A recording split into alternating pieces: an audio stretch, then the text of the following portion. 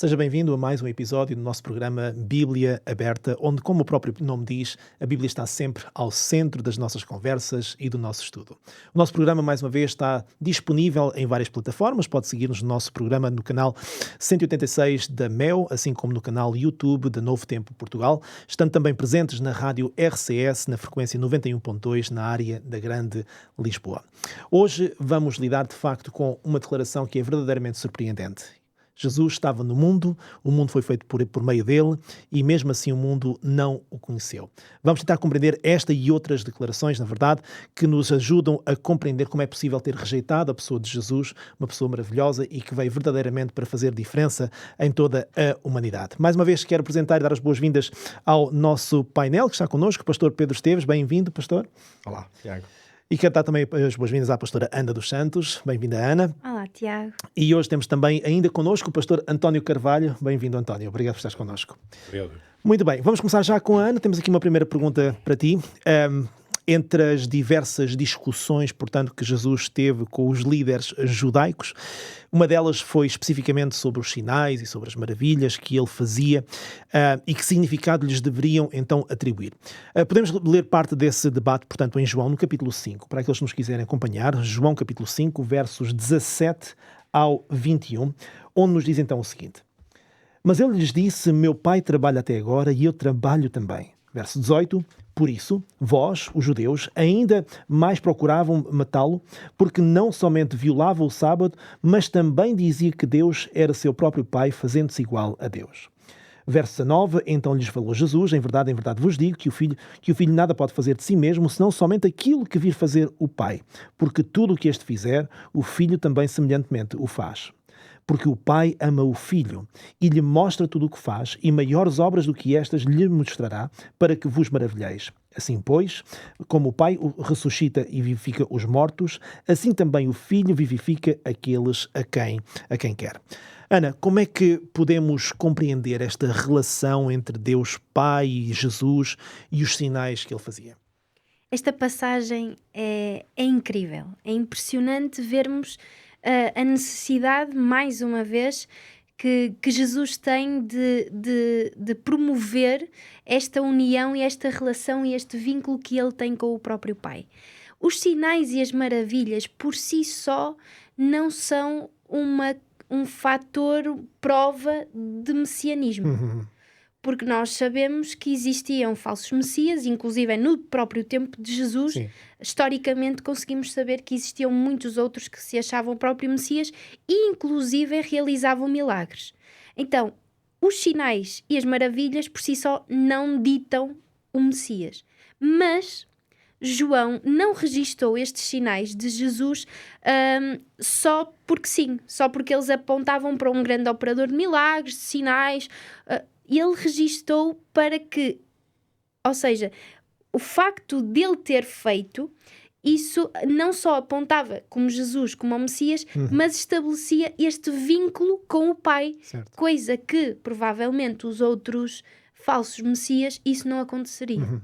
Só que é interessante porque esta passagem de João 5 vai transmitir várias coisas ao mesmo tempo, nesta relação de Deus Pai e Jesus. E não só Deus Pai e Jesus, mas na relação de Deus Pai com a humanidade. A primeira começa logo no versículo 17, quando diz: meu pai trabalha até agora e eu trabalho também. E isto vem contradizer uma teologia judaica que mostrava um distanciamento do Deus Pai. Ou seja, que Deus estava basicamente na sua vidinha, que Deus tinha criado o mundo, mas que a partir daí há como uma não dependência tanto de Deus, há uma dependência da humanidade para com Deus, mas Deus afastou-se dessa humanidade. E os judeus tinham essa mentalidade pós-exílio, essencialmente.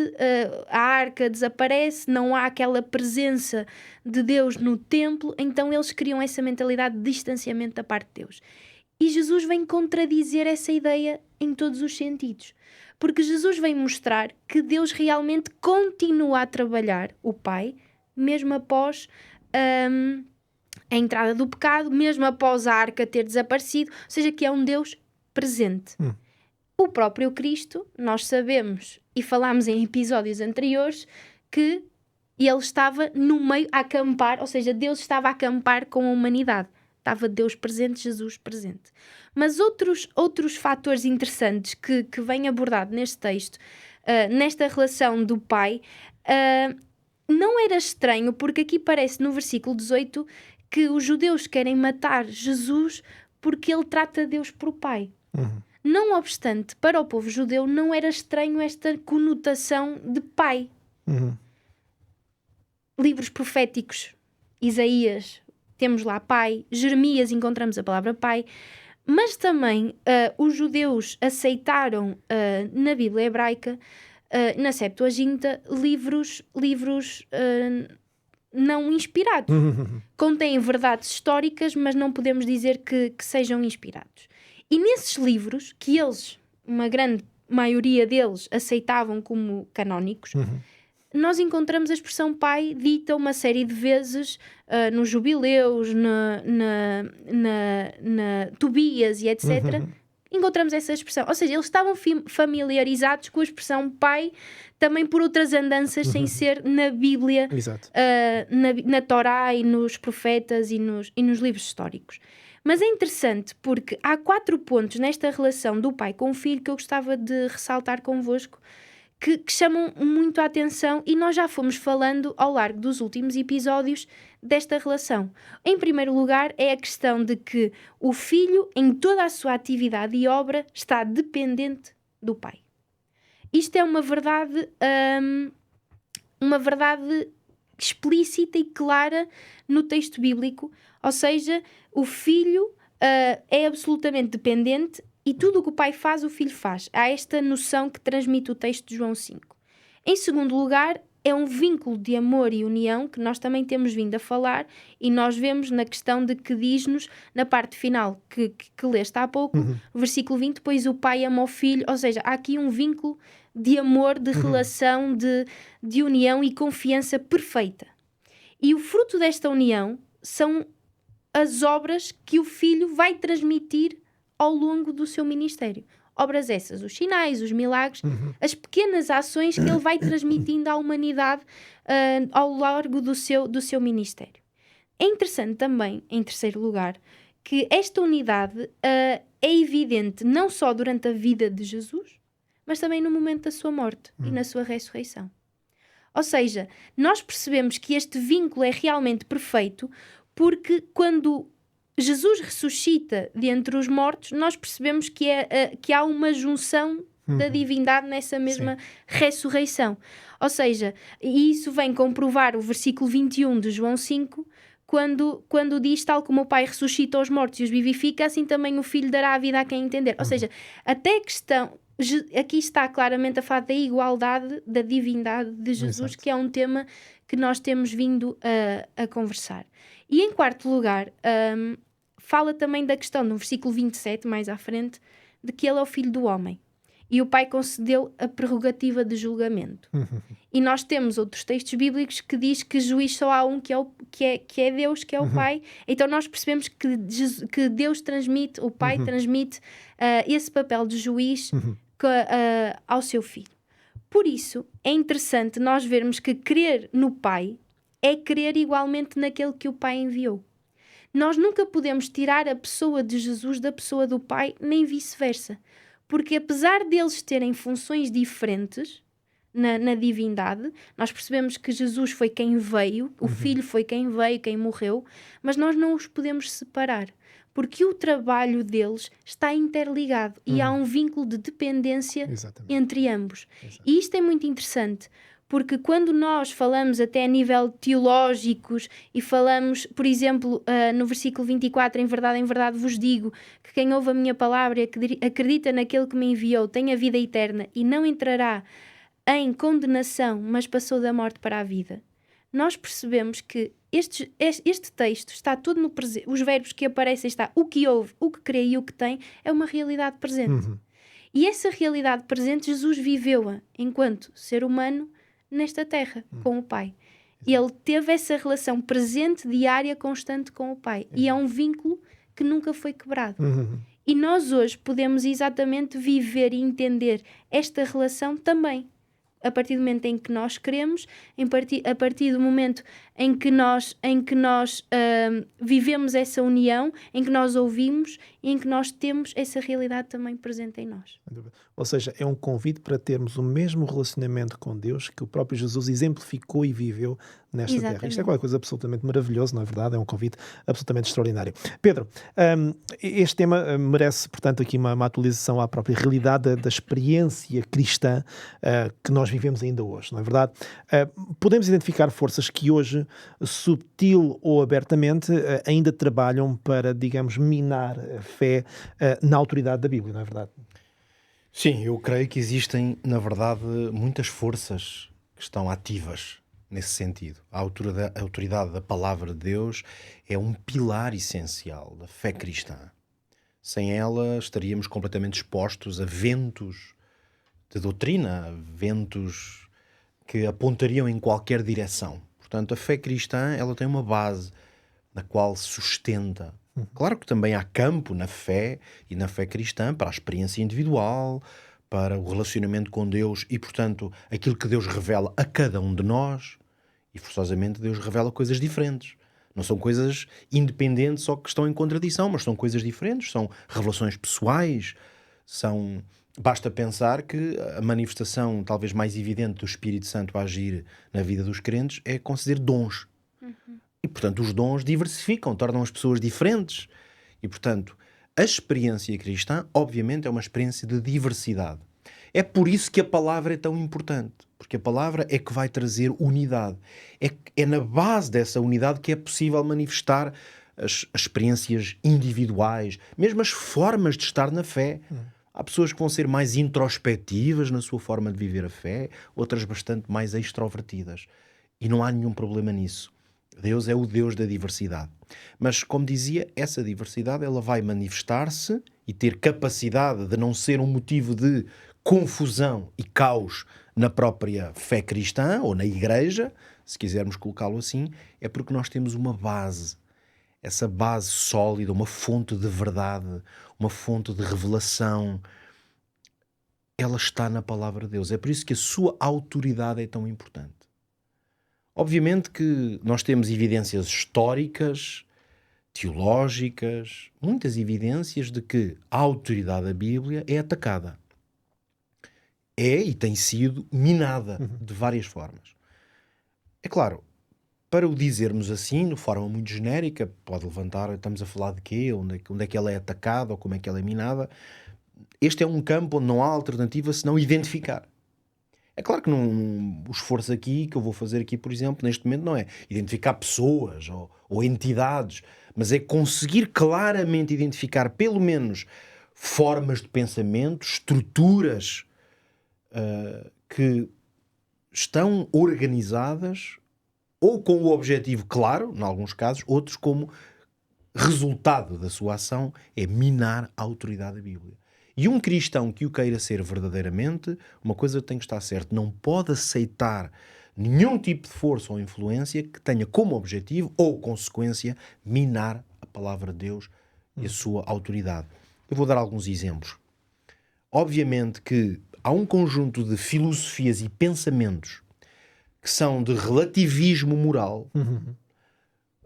Alguns deles são mesmo naturalistas também, portanto têm muitos séculos, que obviamente que minam ou põem em causa a autoridade da Bíblia, porque estão baseadas ou numa ideia de que o relativismo moral significa que não há nenhuma fonte de verdade que se possa considerar absoluta, e portanto nós temos um conjunto de filosofias, se calhar muitas delas vêm desde a Revolução Francesa, para dar alguns exemplos, de que conduziram, não é só conduziram a coisas más, obviamente que as grandes revoluções de pensamento e filosóficas trouxeram alguns valores, por exemplo, muito importantes à sociedade, não está em causa isso, mas também trouxeram um relativismo que põe em causa a força e a autoridade da palavra de Deus.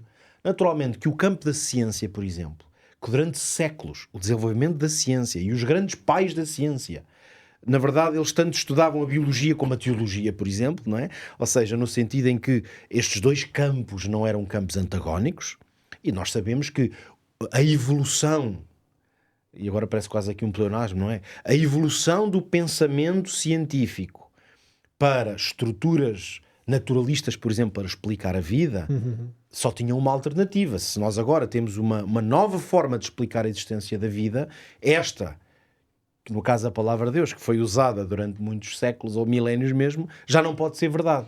Portanto, nós temos todo um relativismo e também uma estrutura mais naturalista de olhar a vida e explicar, por exemplo, a existência do universo e da vida no universo através de fenómenos casuísticos e naturais, obviamente põe em causa a autoridade da Bíblia.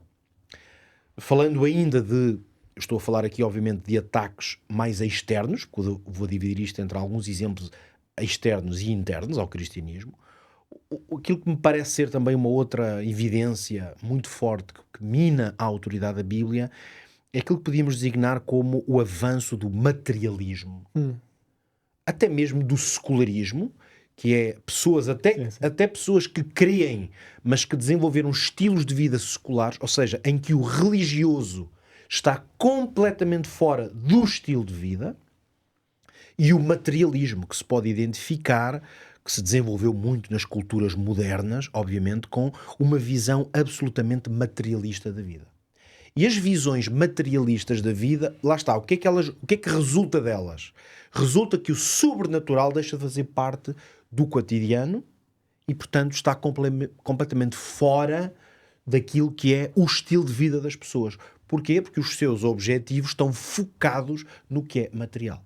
O desenvolvimento de estilos de vida altamente materialistas, que derivam, por exemplo, seja de filosofias ou formas capitalistas, por exemplo, de olhar a vida, mais uma vez, as formas capitalistas de organizar a sociedade e a vida trouxeram muitas coisas boas. Trouxeram, por exemplo, muito conforto, porque trouxeram muito a capacidade de empreender e resultou em níveis de riqueza e de bem-estar muito grandes. Portanto, a minha crítica que estou a fazer aqui a estas formas não é uma crítica global, é a algumas consequências dessas posturas. É claro, já nem vou para filosofias, que também são materialistas, muitas delas, que se calhar estão nas antípodas do capitalismo, vamos dizer assim, como forma de organização. Por exemplo, se pensarmos em sociedades com organizações marxistas e comunistas, obviamente que um subproduto dessas sociedades foi afastar tudo o que não é material. Tudo o que é sobrenatural. Mas é curioso, aliás, isto não é nenhuma novidade, que estamos a falar em termos filosóficos e ideológicos de coisas antagónicas, mas curiosamente em relação à fé e ao valor da palavra de Deus, o resultado é o mesmo. Porque seja por uma via ou por outra, na verdade eu deixo de precisar da Bíblia ou deixo de precisar de alguma coisa que não seja material. Porque eu tenho todo o conforto. Ou tenho uma ideologia que substitui o valor da palavra de Deus. Exatamente. Estes são exemplos, obviamente, externos. Mas queria deixar pelo menos um exemplo ou dois internos ao cristianismo. Um deles, obviamente, é tudo o que se produziu com um ceticismo académico em relação à Bíblia. Existem movimentos dentro da teologia e mesmo até da fé cristã que de alguma maneira foram abraçados até por várias correntes teológicas e várias igrejas, que são movimentos de ceticismo e crítica liberal à Bíblia, no fundo, que originam pessoas que estudam a Bíblia, mas que basicamente minam a confiança no relato. Exato. Por exemplo, estas pessoas ou estes movimentos, que são muito movimentos liberais académicos, basicamente procuram encontrar alternativas com explicações, vamos dizer, racionais ou humanas para, por exemplo, os milagres, os sinais ou feitos extraordinários. E como o meu tempo vai avançando, a minha última palavra vai para um facto que não podemos pôr de lado. Exato. Que muitas igrejas, muitas teologias e movimentos cristãos históricos desenvolveram, e agora estou a falar para os crentes, desenvolveram rituais e formas de viver a religião que excluem, ou pelo menos minam fortemente, o valor da palavra de Deus. Por exemplo, quando eu ponho a tradição como um elemento que está ao nível ou é superior à revelação bíblica, portanto uma tradição histórica, uma tradição eclesiástica, obviamente que o subproduto disso é a Bíblia não é digna de confiança. E se calhar mais modernamente temos outras formas eclesiásticas e cristãs de viver uma fé que está baseada no sentimento e na emoção. Exatamente. Ou seja, aí já não é a tradição que mina a palavra de Deus. Mina a palavra de Deus quando eu fecho os olhos, levanto as mãos e a minha experiência espiritual é que é, digamos, o centro da minha fé. E o subproduto dessa forma de religião é minar a confiança da Bíblia. Contra tudo isto que estive aqui a falar, temos que estar muito atentos. Muito atentos. Até porque muitas vezes não é perceptível à primeira vista. É algo que é apresentado muitas vezes até com uma capa de cristianismo, não é Sem verdade? dúvida. E que acaba por minar os alicerces principais da própria palavra de Deus. Muito obrigado, Pedro. António, um bocadinho também ainda seguindo esta ideia, para além dos sinais e dos testemunhos específicos que usámos para apontar Jesus como o Messias, João também apelou à autoridade, cá está, do Antigo Testamento e às suas profecias também, não é verdade? Não podemos excluir, que prediziam, portanto, a obra de Cristo. Vamos aqui ler, portanto, em João, no capítulo 5, os versos 39, 40, e depois vamos saltear aqui um bocadinho, vamos também ler os versos 46 e 47, ok? Portanto, para aqueles que quiserem acompanhar, João, capítulo 5, verso 39 e 40, diz-nos, Jesus a falar, diz, examinais as Escrituras, porque vós cuidais ter nelas a vida eterna, e são elas que de mim testificam. E não quereis vir a mim para terdes vida. Saltando agora para o verso 46 e 47, diz-nos então assim, porque se vós cresceis em Moisés, creríeis em mim, porque de mim escreveu ele. Mas se não crerdes nos seus escritos, como crereis nas minhas palavras? Ora bem, António, o que é que nos ensina, ao final de contas, acerca da atitude de Jesus em relação à autoridade da própria palavra de Deus, das Escrituras? Ora, muito bem. Essa é uma grande questão, porque, na verdade, quando nós dizemos que a Bíblia ou as Escrituras são a palavra de Deus, estamos a dizer que Deus se comunica com o ser humano através desses textos sagrados.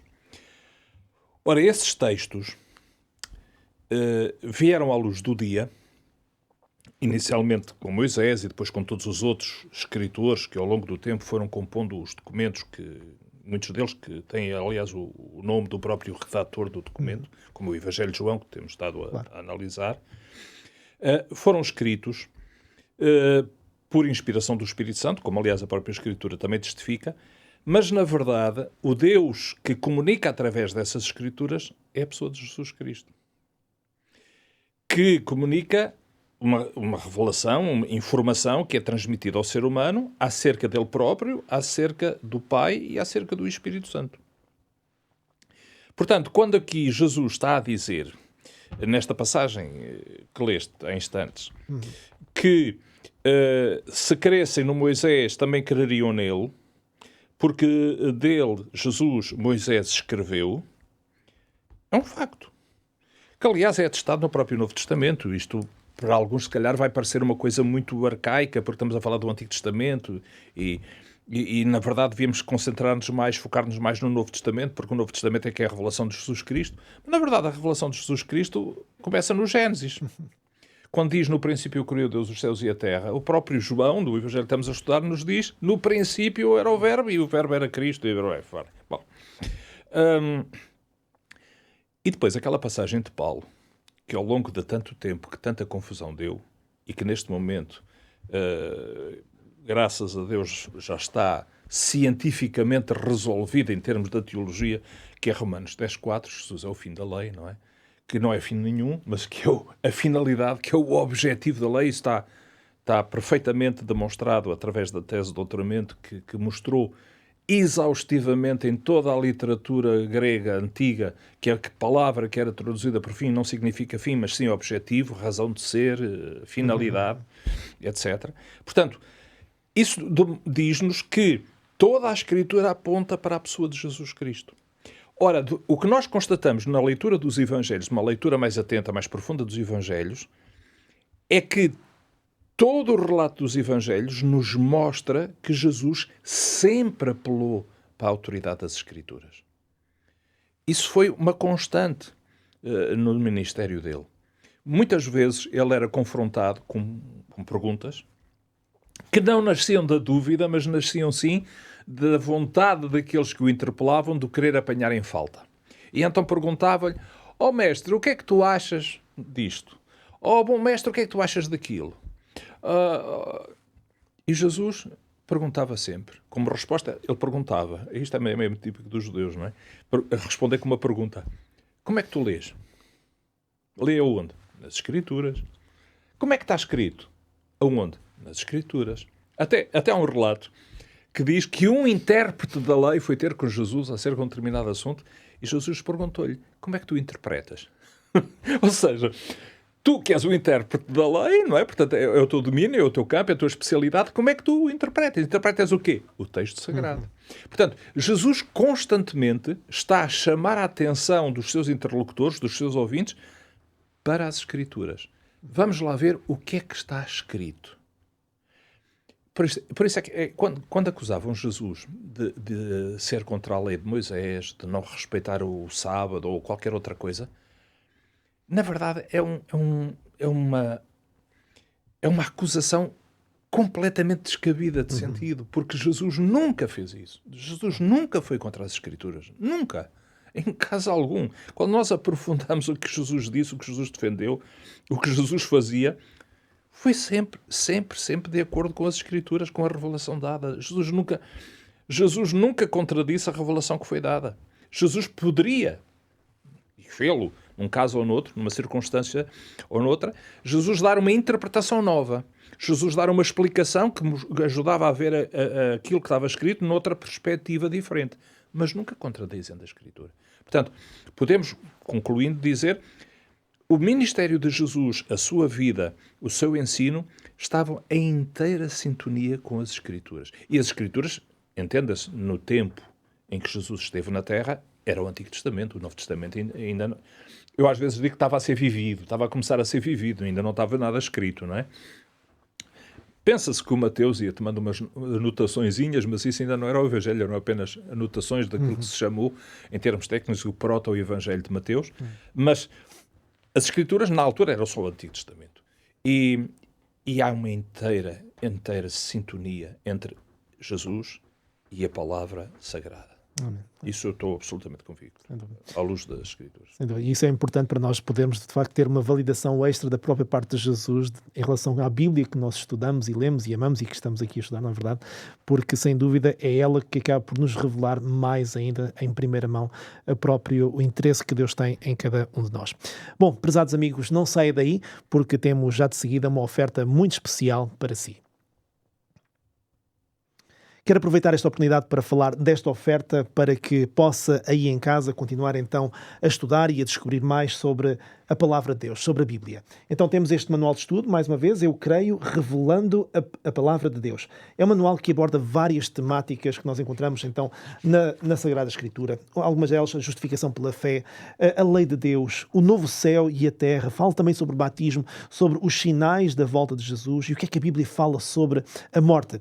Não vai querer perder então este manual de estudo e para solicitá-lo basta então entrar em contato connosco através do número 933 939291. Tome nota, 933-939291 e solicite então o envio gratuito, absolutamente gratuito, então para a sua casa, deste manual de estudo que será sem dúvida muito útil para si e para os seus. Muito bem, vamos voltar ao nosso estudo. Vou já começar aqui com a Ana, não é verdade? A verdade é que temos então aqui muitos textos no Evangelho de João que citam ou fazem referência a textos do próprio Antigo Testamento que tiveram o seu cumprimento profético em Jesus. Ana, será que podias explorar connosco alguns desses textos para olharmos então exemplos reais exatamente disto? É muito interessante, porque pegando naquilo que o pastor António dizia ainda há pouco do texto bíblico do Examinais as Escrituras, o povo judeu e principalmente aquelas pessoas com quem Jesus muito discutiu, muito falou, eram conhecedores do texto bíblico. Eles conheciam de trás para a frente, da frente para trás, a Bíblia que eles tinham então, não era só o Antigo Testamento, mas eles conheciam. Só que aqui nós vemos que conhecer apenas não é suficiente. porque eles sabiam, e nós vamos ver várias profecias que eu trouxe aqui para nós analisarmos e vermos juntos. Eles conheciam, eles sabiam como ia ser o Messias, eles sabiam aquilo que iria acontecer, eles tinham essas bases, e quando viram realmente aquilo a acontecer, eles preferiram não acreditar. E nós, se formos, por exemplo, a Êxodo capítulo 12, a Isaías capítulo 53, nós vamos ver a noção do Cordeiro de Deus. E eu não vou aprofundar, porque se há tema que nós, nos últimos episódios, abordámos, foi a questão do Cordeiro de Deus. Mas nós vemos que esta noção de cordeiro, de tipo, que aquele cordeiro simbolizaria o Messias, o verdadeiro cordeiro que tiraria o pecado do mundo, nós percebemos que em João, no capítulo 1, versículo 29, nós vemos aí a primeira referência de João Batista a Jesus como sendo esse cordeiro. Outro texto, Salmos 41, versículo 9, que diz: até o meu melhor amigo, em quem eu confiava, aquele que comia do meu pão, levantou contra mim o seu calcanhar. E para quem nos ouve e nunca escutou este texto, poderá ser, mas isto está a falar de quê? Mas é interessante que, se nós formos a João no capítulo 13, versículo 18, Jesus vai citar este mesmo texto na sua última ceia, fazendo uma referência a Judas. E ele vai dizer: aquele que come do meu pão levantou contra mim o seu calcanhar. E está a falar daquele que o iria trair. Outra profecia diz-nos Isaías 53, desprezado e rejeitado pelos homens, um homem de dores e experimentado no sofrimento. E se nós víssemos João capítulo 1, versículo 10 e 11, nós vemos que o mundo não o reconheceu. Ou seja, há centenas de profecias messiânicas. Centenas. E há um debate muito grande a nível teológico, porque às vezes nós, ao lermos a Bíblia, até encontramos profecias que não são assim tão faladas, mas há ali uma palavrinha que nos leva logo a pensar em Jesus. E podíamos continuar. Zacarias 12, quando diz que foi traspassado, olharam para mim, trespassaram e prantearam com quem chora por um único filho. João 19, 37, nenhum dos seus ossos seria quebrado, até mesmo a nível do êxodo do cordeiro, que tinha que ser sem mancha, imaculado. E agora vemos no Salmo 34 que diz também que nenhum dos ossos, e Jesus na sua morte, João 19, vemos que isso aconteceu, e por aí fora. Sabem que isto é algo que a mim nos mostra que a confiança que nós podemos ter no nosso Deus. Porque Cristo veio cá e ele não era uma checklist. Jesus não tinha uma checklist tipo, eu tenho que cumprir esta profecia porque senão não vão acreditar. Não era isso. Foi natural. Exato. E nós percebemos que se Deus fez tudo isto, se Jesus fez tudo isto no passado, se estas profecias foram cumpridas, se estas profecias confirmaram inclusive a sua identidade de Jesus como Messias prometido, demonstraram como a sua vida, a sua ministério, a sua morte e ressurreição estavam em perfeita harmonia com os planos de Deus e aquilo que estava escrito na Bíblia, nós podemos então ter alegria, ter paz, ter segurança, porque se algo no passado foi cumprido, nós temos a esperança de que no futuro as coisas também se cumprirão. Exato. E nós, ao olharmos para estas profecias, nós percebemos o cuidado que Deus também tem pelo seu povo. Porque Ele deixou coisas escritas para que fosse mais fácil identificarem quem seria o verdadeiro Messias. Sem dúvida, sem dúvida. E é interessante porque o povo judeu e os líderes estudavam isto. Muito bem.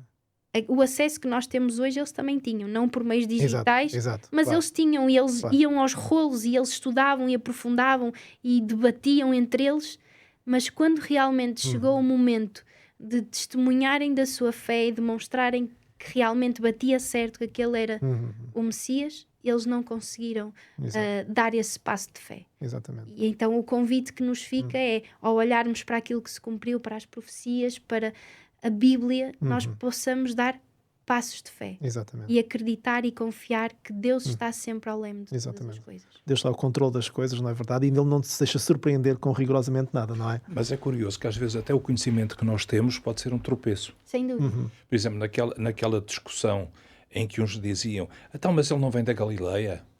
Era verdade. Então, mas o Messias não é descendente de Davi? Era verdade. A dificuldade que eles tinham era de conciliar tudo. Exato. Como é que alguém que podia vir da Galileia, era descendente de Davi, como é que eles conciliavam aquilo? Bom, numa forma muito simples, mas que lhes escapou.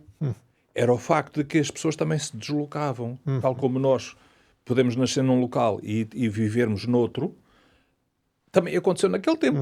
Jesus nasceu em Belém da Judeia, mas foi viver para a Galileia. Mas esse pequenino pormenor escapou-lhes. E como o conhecimento deles era parcial, isso foi um obstáculo para eles perceberem que Jesus podia ser realmente o Messias, de acordo com as profecias. Exatamente. Muito bem, vamos passar à próxima pergunta, Pedro. A certa altura, portanto, em mais um debate, não é verdade, entre muitos, com os fariseus, Jesus faz-lhes uma acusação que é muito relevante. Nós encontramos, portanto, em João, no capítulo 8 e no verso 23. Portanto, João, capítulo 8 e no verso 23, onde nos diz então o seguinte, e vamos ler juntos. Portanto, João 8, verso 23 diz assim: E prosseguiu: Vós sois cá de baixo, eu sou lá de cima. Vós sois deste mundo, eu deste mundo não sou. Ora bem, Pedro, estamos a falar de homens religiosos a quem Jesus diz que basicamente estão longe das coisas espirituais, não é verdade? A minha pergunta para fecharmos basicamente não é sobre eles, é sobre nós. Ou seja, como é que podemos ser de cima e não de baixo, e como é que nós podemos saber, afinal de contas, a diferença? Estas palavras são especialmente relevantes precisamente no contexto de serem ditas a homens que lidavam com a fé e com a religião. Em princípio, essas são as pessoas que são de cima, ou seja, que lidam com as coisas de cima. Não é? As classes sacerdotais, o clero, em qualquer religião ou manifestação religiosa, essas são as pessoas que estão mais separadas, não é? Cuja vida é de maior transcendência, de ligação com o transcendente. E, portanto, estas palavras de Jesus, quando são lidas nesse contexto, elas são mais fortes porque mostram que, no fundo, há uma total falta de sintonia entre a realidade de pessoas que lidam com o sagrado. Temos estado a falar muito sobre a Bíblia, a autoridade da palavra. Os fariseus e estes líderes lidavam muito com a palavra, sabiam a Bíblia de cor. Atenção. É disto que estamos a falar. Portanto, o nível de horas, de repetição, de tempo, de exposição à palavra, aos profetas, à revelação, era enorme. E, portanto, tem muito significado que Jesus diga, no fundo, de outra forma, dito de outra maneira, é: apesar de tudo isso, vocês continuam a ser pessoas de baixo. É como se estivessem a lidar com o que é de cima, com o que é sagrado, mas a vossa vida não é afetada por isso. E, portanto, nós sabemos que há sempre esta tensão entre o sagrado e o profano, entre a luz e as trevas, entre o que é de cima e o que é de baixo. Jesus está a usar aqui, neste caso, uma imagem que se pode, obviamente, ler em paralelo com muitas outras que encontramos na Bíblia, que são precisamente antónimos ou ideias ou forças que estão em antagonismo. Portanto, ser de cima e ser de baixo é uma imagem que aponta para se a nossa vida ela está profundamente afetada pelas coisas espirituais, pelas coisas que são transcendentes. Porque se pensarmos de baixo, somos todos nós. Quando somos humanos, somos de baixo, no sentido em que é aqui que a nossa vida está implantada. Até Jesus era de baixo. Esse é que é o grande mistério da encarnação, é que ele era de cima e veio para baixo. É isso que ele próprio disse, não é? É isso que o apóstolo Paulo fala tanto sobre isso, não é? Esvaziou-se a si mesmo. Ele que era uma coisa, esqueceu-se dessa coisa para ser outra. Portanto, Jesus, de muitas formas, também se tornou um ser de baixo. Mas quando ele diz que é de cima, está, portanto, a dizer que é possível estar aqui, ser plenamente homem ou mulher e ascender às coisas de cima. Eu quero terminar, no fundo, referindo-me agora à questão prática que tu colocavas mais na tua pergunta. Sim. Ok, como é que nós podemos fazer a diferença entre uma coisa e outra e como é que podemos, pelo menos, esforçar-nos ou contribuirmos ou, sim, nos focarmos em sermos pessoas de cima? Vamos a meia dúzia de ideias muito simples, muito diretas, para ajudar quem está lá em casa de forma mais prática. O que é que nós precisamos de fazer para ser de cima? Primeiro, precisamos de buscar com muita intensidade uma relação pessoal com Jesus. Eu diria que é uma frase que eu acho que nós temos dito aqui em todos os episódios. Ora diz um, ora diz o outro, ora diz num contexto, ora noutro, mas é impossível não passar por aqui. É porque nós podemos, nós próprios, vamos ser bem transparentes. Nós estamos aqui 4 pessoas, que são homens e mulheres que estudam a Bíblia, que são pessoas da palavra, são líderes religiosos, que amam a Deus e a sua palavra. Mas nós podemos estar aqui sentadinhos 1 hora à volta da palavra de Deus, mas se nós não nos relacionarmos com Deus, isto é teoria. Em teoria aprende-se a gente se ler a Bíblia e se aprender a interpretar, vamos, assim como há especialistas a ler os Lusíadas, a interpretar os Lusíadas, também pode haver especialistas a interpretar a Bíblia. E depois no fim apagam-se as luzes aqui do estúdio e desligam-se as câmaras e nós podemos ir à nossa vida e não ser afetados por isto.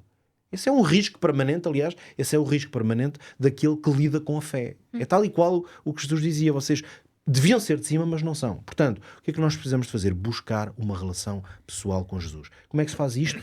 Na forma mais pura e simples, é priorizar a nossa comunhão diária com Cristo. Isto vem através da oração, do estudo da Bíblia, da contemplação, daquelas disciplinas espirituais, pode até ser com jejum também, em alguns momentos, e contrição. São disciplinas espirituais que alimentam a nossa relação com Deus. Mas nós precisamos também de aprender a organizar a nossa agenda diária e a nossa vida para termos foco nas coisas eternas. Que é uma maneira de chamar. No fundo as nossas decisões, as coisas que vivemos no dia-a-dia, temos que as conectar com as coisas que são espirituais.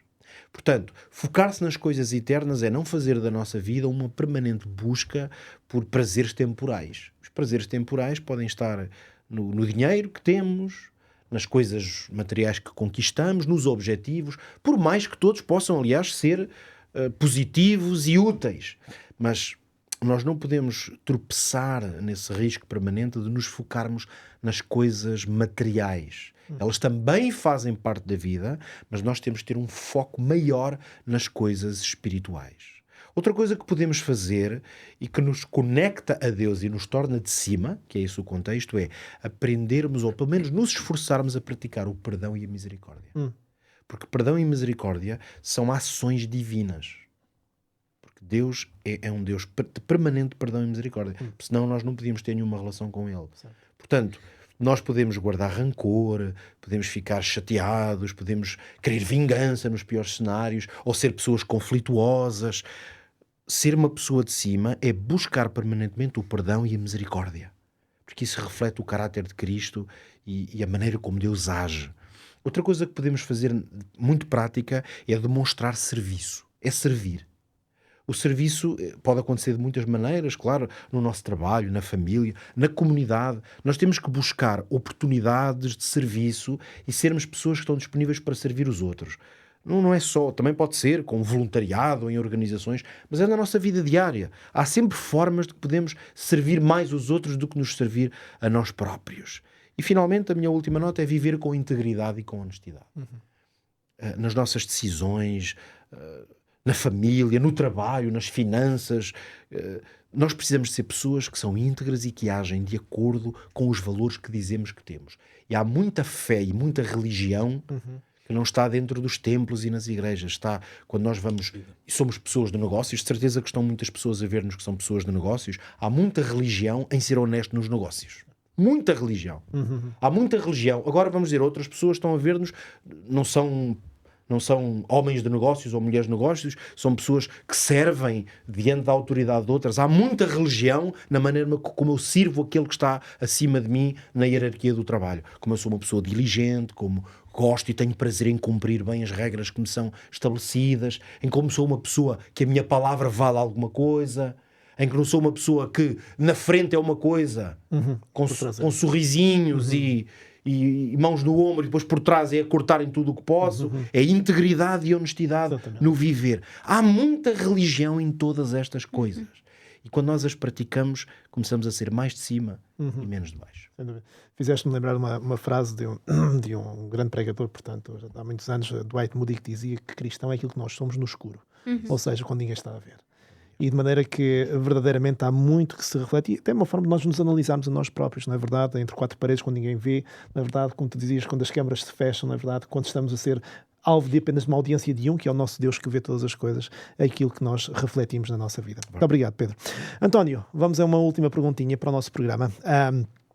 Jesus, a certa altura, ele disse aos líderes religiosos, e encontramos, portanto, isto em João capítulo 5, verso 39, e podemos ler, na verdade, a Sagrada Escritura. João capítulo 8, capítulo 5, aliás, perdão, e verso 39. Okay?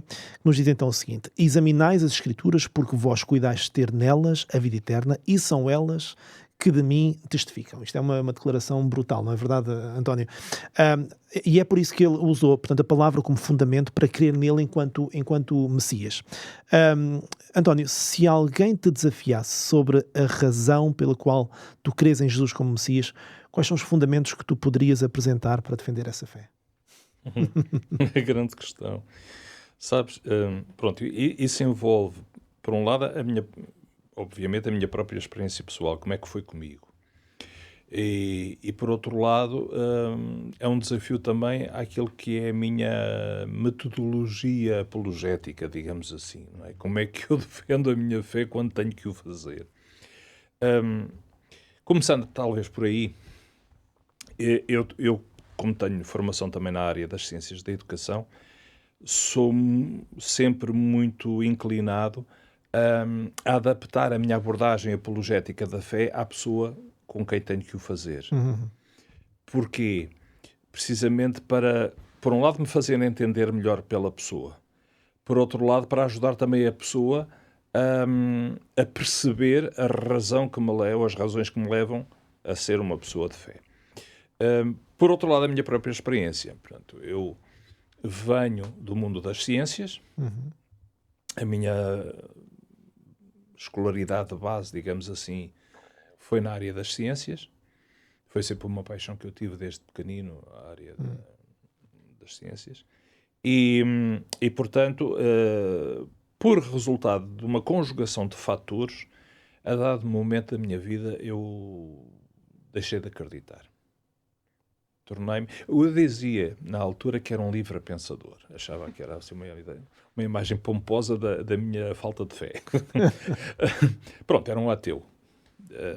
E como é que eu redescobri Deus na minha vida? Foi de uma forma muito adaptada também, muito personalizada. E eu percebi, depois de também estudar as ciências da educação, que Deus tem sempre uma abordagem muito personalizada connosco. Embora haja coisas que são gerais, obviamente. Mas como é que Deus fez comigo? Deus levou-me, por um lado, a viver um momento de crise na minha vida. De uma busca de sentido para aquelas coisas que estavam a acontecer. E, por outro lado, também fazer-me pensar sobre outras coisas nas quais eu não pensava. E, como eu sempre gostei também muito, era um interesse paralelo, porque não era exatamente esse o interesse nas ciências, mas era um interesse paralelo. Eu gostei sempre muito da parte da história de clássicas e pré-clássicas. E continuo a gostar, claro, e estudando a Bíblia e o mundo da Bíblia é um encanto nesse domínio, para mim, não é? E Deus fez-me começar a pensar nas razões que estavam por trás de uma série daquilo que eu, na altura, chamava coincidências. Era como é que as profecias se cumpriam, por exemplo. Como é que aparece um personagem que é atestado por documentos da história, fora da Bíblia, que é Jesus, que vem cumprir uma série de coisas para as quais as profecias apontavam e que não dependiam dele, nomeadamente a família onde nasce, o local onde nasce, isso não dependia dele. Outras coisas podiam depender, mas isso não. Não é? Nós nascemos onde acontece, nós não temos palavra nenhuma, não temos qualquer ação na escolha do sítio onde nascemos, nem na família que nascemos. Portanto, todas estas coisas, para resumir, me levaram a começar a pensar, será que há qualquer coisa que eu ainda não estou a ver, que eu não estou a perceber? Eu lembro-me de uma vez, de uma oração que eu fiz, foi talvez a oração mais importante da minha vida e que teve resultados mais abrangentes, pelo menos daquilo que eu consigo percepcionar. Eu lembro que uma vez à noite estava deitado na minha cama, barriga para o ar, às escuras, e estava tremendamente angustiado por causa de uma coisa que me estava a acontecer. E naquele momento a minha oração foi esta: ó Deus, eu não acredito que tu existas. Foi mesmo assim. Mas se existes, mostra-me que existes. E eu estava a ser muito sincero naquilo. Sim, se ele não existe, nem me ouve, portanto, o assunto fica arrumado. Agora, se ele me ouvir, eu desafio para que ele se faça manifestar, para que eu perceba que ele realmente existe. E claro que eu não tive nenhuma visão noturna, não tive nenhum sonho profético, não aconteceu nada disso. Aparentemente foi o silêncio. Só que o encaminhar das coisas na minha vida depois disso, num curto espaço de tempo, vieram-me a mostrar que efetivamente Deus não só existia, como tinha ouvido, como me estava a responder. E aí na minha formatação científica, racional, cartesiana, eu não encontrei nenhuma explicação para o fenómeno. Não é? Isso foi o despoletar de uma redescoberta de Deus na minha vida. E isso fez toda a diferença. Vocês imaginem a situação de uma pessoa, imaginemos, uma situação hipotética, de uma pessoa que conhece outra pessoa, que sabe que essa pessoa existe e que fala dessa outra pessoa que sabe que existe porque conhece, porque se relaciona com ela, a uma pessoa que não a conhece. E essa pessoa que não conhece a outra pessoa diz, não, eu não acredito, eu não conheço, não sei, nunca a vi, não acredito que essa pessoa exista. Parece assim uma situação muito patética, não é? Mas na verdade é isso que nós fazemos com Deus. Porque nós não vemos Deus, porque nós não temos uma relação com Ele, nós não acreditamos que Deus existe. Mas isso não significa que Ele não exista. Isso significa simplesmente que eu desconheço Deus, que eu desconheço a sua existência. Quando nós começamos a aprofundar as Escrituras, quando nós começamos a estudar a vida de Jesus, a mensagem, o impacto que isto teve na vida daquelas pessoas, nós começamos a ver que há mais qualquer coisa do que um relato meramente histórico, narrativo daquilo que aconteceu. Quando nós associamos depois as profecias, falavas há pouco das profecias, o modo como as profecias se cumpriram na pessoa de Jesus, mas até outras que não tenham a ver com a vida de Jesus, mas com outros acontecimentos da história. Olha, uma frase que agora é muito comum, os sinais dos tempos. As transformações climáticas, as transformações sociais, políticas, todos os fenómenos que nós vemos acontecerem na natureza e na sociedade humana no tempo que corre, as guerras. E vamos às Escrituras e vemos que tudo isso lá estava perdido há milhares de anos, ou há centenas de anos. Como é que a gente justifica isso? Como é que um ser humano, por mais inteligente, por mais elevado que seja o seu QI, como é que um ser humano pode dizer que passados centenas ou milhares de anos vai acontecer isto, e vai efetivamente acontecer? E nós estamos a assistir a isso. Basta estar atentos àquilo que a Bíblia diz e àquilo que acontece na sociedade. Sabem, uma das maiores evidências que nós temos de que a Bíblia fala a verdade são os telejornais. Já pensaram nisso? Quando os telejornais começam aquela rol de desgraças todas que acontecem por esse mundo fora, e a gente vê que aquilo parece que é o guião, que é aquilo que as profecias bíblicas nos dizem que iria acontecer na sociedade. A gente então, espera lá, há mais qualquer coisa. Isto não pode ser coincidência, é demasiada coincidência. A teoria das probabilidades não justifica que se cumpram estas coisas assim, quer dizer... Há mais qualquer coisa. Tem que haver. Há mais qualquer coisa. E portanto, é tudo isso que nos ajuda na nossa caminhada. A mim tem-me ajudado muito. Lá está, por como eu era muito formatado na questão científica, da evidência, do facto em si, da análise, da causa que está por trás daquele efeito que eu constato, a mim ajudou-me. E a minha abordagem da defesa da fé passa muito por isto, porque é a minha experiência.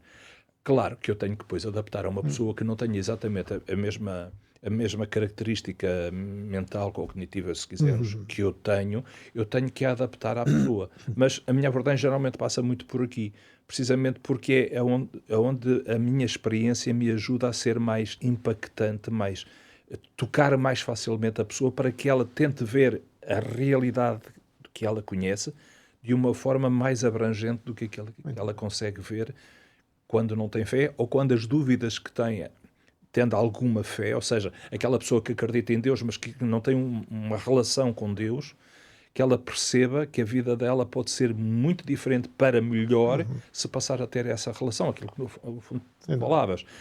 Ter um conhecimento que não tem depois o respaldo, que não tem o complemento da prática, faz-nos ficar sempre muito aquém daquilo que pode ser se nós realmente tivermos estas duas vertentes.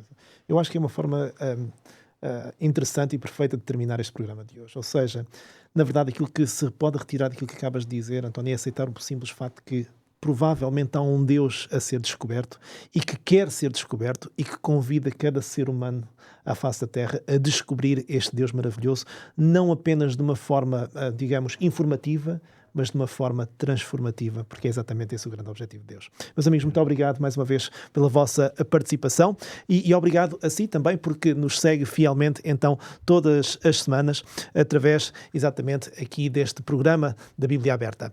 Mais uma vez quero recordar que temos esta oferta gratuita, ok? O manual, eu creio, revelando a palavra de Deus. Não vai querer perder esta oferta. Tem aqui temas importantíssimos, muito importantes para aprofundar o conhecimento da palavra de Deus, para partilhar com pessoas à sua volta, partilhar com a sua própria família, com amigos, com um colega de trabalho, porque não? E como é que pode obtê-lo? Já sabe, através da linha do número 933-939291. Tome nota, 933-939291, e pode usar também esse número para solicitar algum esclarecimento, alguma pergunta que não tivemos a oportunidade de responder aqui no nosso programa. Mais uma vez, quero agradecer-lhe então a sua fidelidade e agradecer por nos ter acompanhado, e já sabe que temos sempre encontro marcado aqui no próximo episódio da Bíblia Aberta. Até lá, fique bem e que Deus o abençoe.